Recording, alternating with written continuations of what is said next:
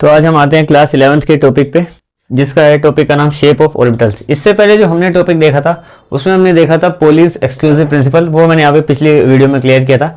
आज जो हम देखेंगे ना कि मतलब जितने हमारे ऑर्बिटल्स होते हैं और उनकी क्या क्या शेप होती है उनके बारे में डिस्कस करेंगे। देखो हमने 4 ऑर्बिटल पढ़े, S P D F. F वाला जो है वो तुम्हारे सिलेबस में नहीं है, वो मैंने पीछे भी तुम्हें बताया था, पहले क्वांटम नंबर्स में बताया था शायद, ठीक है। तो ऑर्बिटल्स की कैसी कैसी शेप होती है वो देखेंगे। देखो एस की बहुत सिंपल है। एस में क्या होता है कि उसमें एक ही ऑर्बिटल होता है और वो स्फेरिकल होता है, ठीक है। ये हो गया एस, इसका इतना ही होता है, ठीक है।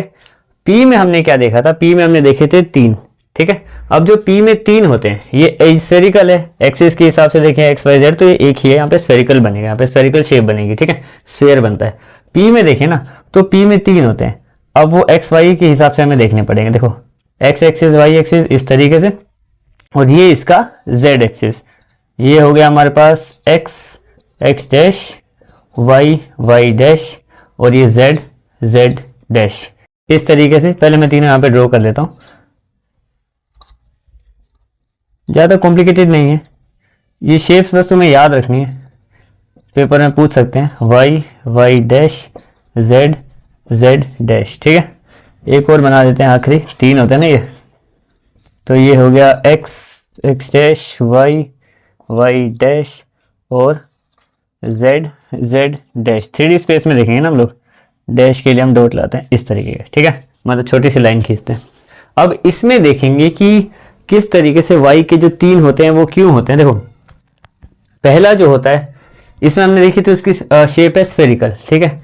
इसकी अगर हम बात करें तो इसमें एक होएगा हमारा एक्स एक्सिस पे कुछ इस तरीके से, ठीक है, ये है एक्स एक्सिस पे, ये है वाई पे, वाई ऊपर भी वाई नीचे भी, और ये है जेड एक्सिस पे, यहाँ से भी और यहाँ से भी, ठीक है।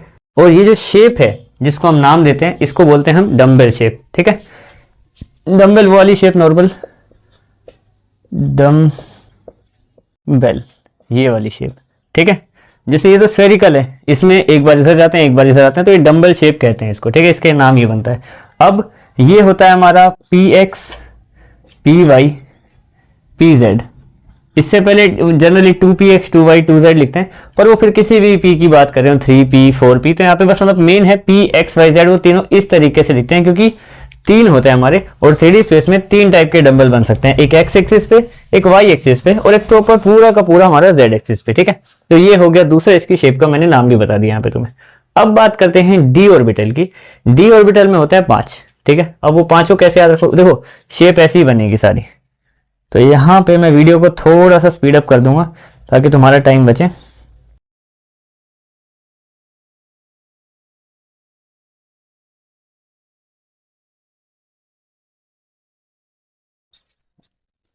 तो ये हमने इसके 5 बना दिए। अब देखो ये 5 कैसे होते हैं डी ऑर्बिटल में, इतना तो हमने पढ़ा ही है।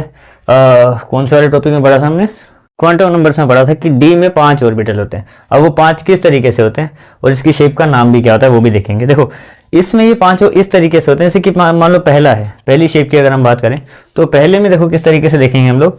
जैसे एक तो है ये एक्स एक्सिस के आसपास कहीं, ये किसी एक्सिस पे नहीं है, ध्यान से समझना, एक एक्स एक्सिस के आसपास है, एक कहीं पे वाई एक्सिस के आसपास है, ये जेड पे भी नहीं है, ये है एक्स वाई के प्लेन पे।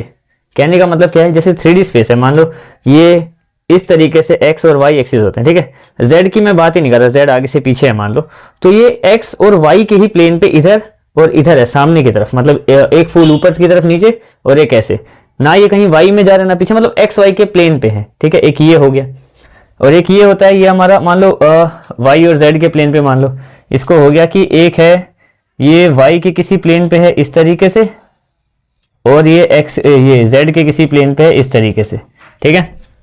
इसकी बात करें तो ये x और z के प्लेन पे, ये x का प्लेन हो गया और ये हमारा z का प्लेन हो गया, कुछ इस तरीके से।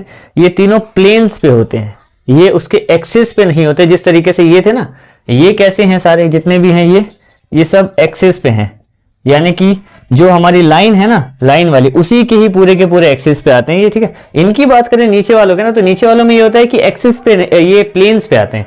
ये जो 3 हिस्से हैं ना हमारे, ये वाले, ये प्लेन्स पे आते हैं तीनों के तीनों। एक्सिस की बात करें तो वो अच्छा प्लेन को नाम भी दे देते हैं, जैसे कि सब P X P Y P Z बोला था, तो ये होता है डी एक्स वाई, ये है डी एक्स वाई क्योंकि एक्स वाई प्लेन पे है, ये है डी वाई जेड और एक है डी एक्स जेड। ये तीनों अपने अपने प्लेन पे हो गए। एक तो 3 तो हो गई ये, अब पांचों होंगे कैसे, अब देखो पूरा पूरा। अब एक होता है इसमें, वो होता है हमारे पास यहाँ पे एक एक्स के प्लेन पे और एक वाई के प्लेन पे, ठीक है। ये डबल डम्बल शेप होते हैं, वैसे इसका नाम भी दे देते हैं यहाँ पे हम, इनका नाम होता है डबल डम्बल, डबल डम्बल। तो इस टाइप की शेप होती है ये, इस दोनों को ब्रैकेट सेम ही बनाते हैं, तो ये डबल डम्बल शेप होती है। देखो उसमें क्या है, स्फेरिकल है, ये सिंगल डम्बल है, ये भी सिंगल डम्बल है, ये भी सिंगल डम्बल है। इनकी बात करें तो इसमें दो दो हैं, ये प्लेन्स पे हैं तीनों। इसकी बात करें तो ये एक्सिस पे है, ये देखो वाई के भी बिल्कुल बीचों बीच से आ रहा, मतलब लाइन के पास से आ रहा है। ये लाइन के पास से नहीं था क्योंकि लाइनों को नहीं छू रहे हैं ये, ठीक है।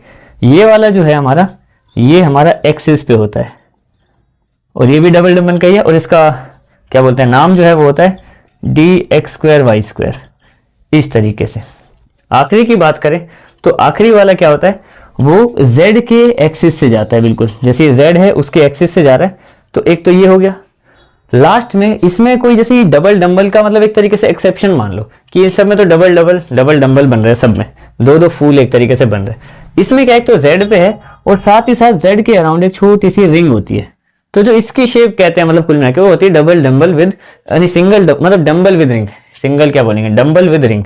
तो ये इस टाइप की सारी शेप्स होती हैं। देखो क्या क्या समझा हमने, स्फेरिकल है, एस ऑर्बिटल एक ही होता है, स्फेरिकल हमने देख लिया, एक ही एस में एक ही ऑर्बिटल होता है। पी में 3 ऑर्बिटल होते हैं, वो देख लिया हमने, एक होता है एक्स एक्सिस पे, एक वाई एक्सिस पे पूरा का पूरा, एक जेड एक्सिस पे।